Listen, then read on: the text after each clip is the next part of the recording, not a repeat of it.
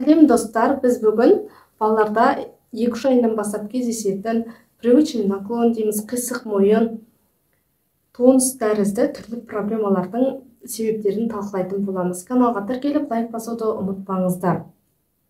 Баланың анасын қолында дұрыс ұстауының маңызы өте зор. Себебі сіз балаңызды туғаннан бастап дұрыс ұстамаудың салдарынан бір жақты қисаюға алып келесіз. Балаға негізінен осындай поза эмбриона өте жайлы болып келеді.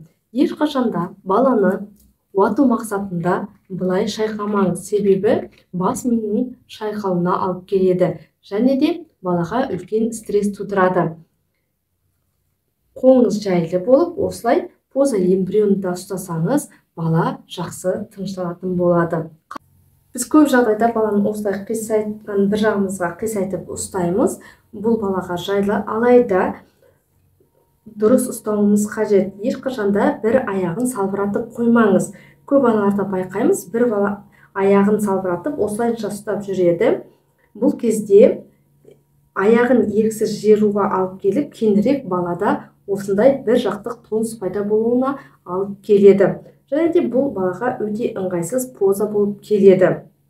Сондықтан екі аяғын жинап, астынан демеп, осылай ұстасаңыздар болады. Сонымен қатар қолыңызды үнемі ауыстырып тұруды ұмытпаңыз. Егер де бесікке бір жақты бөліп, немесе бір жақта үнемі емізіп, бір жақты ұстайтын болсаңыз, кейін балада привычный наклон тіпті қисық мойынға, яғни жүрек пайда болған қисық мойынға алып келесіздер. Қисық мойындық туралы кейінгі сабақтарда толығырақ айтатын боламын. Каналға тіркелуді ұмытпаңыздар.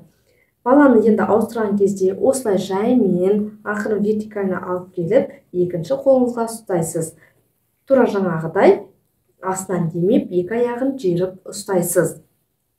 Кейбір кезде мамалары немесе ата-әжелері баланы тоймай жатыр, қарны аш деп 3-4 айынан бастап тамақты бастап еріксіз отырғызып жатады. Бұл үлкен қателік. Егер де бала тоймай тұрса, оны біз қайдан білеміз? Тек қана салмағын өлшеу арқылы. Кем дегенде айына қалыпты мөлшерде 800 граммдай қосып тұрса, бала қарны тоқ деп есептеледі. 6 айына дейін ана сүтін ештеңе алмастыра алмайды. Тек қана еміземіз. Тіпті салмағын жоғалтып, салмақ қоспаған жағдайда қосымша сместер бар. Тек солар арқылы ғана тамақтандырамыз. Баланы ерте кезден 3-4 айынан бастап бізге кездесіп жататын жағдайлар тамақтандыру арқылы оның асқазанына үлкен жүктеме түсіресіздер. Себебі баланың асқазанында 6 айға дейін тамақты қорытатын ферменттері дамымаған болып келеді. Міндетті түрде салмағын өлшейміз. Егер де көңіл-күйге жақсы, салмағы қосқан, кіші дәретімен жүргектерін, памперстерін толтырып тұрса, онда салмақ қосуы қауіпті деп есептеледі.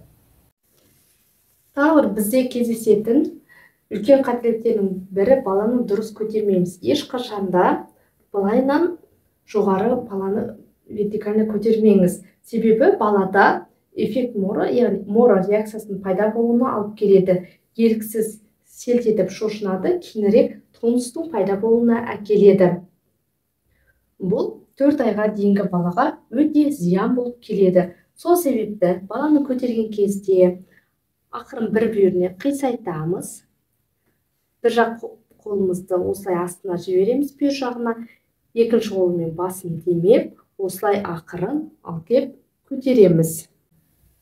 Осылай дұрыс көтеру қажет. Баланы 4 айына дейін вертикально ұстамаймыз, себебі омыртқа жүйесіне үлкен зиян келтіресіздер. Егер де баланы кекірту қажет болса, вертикально емес, сәл 45 градусқа қисайтып, осылай ұстасаңыздар болады. Және де жамбасынан итермейміз. Жай ғана сәл жамбасымен арқасынан осылай демеп ұстаймыз.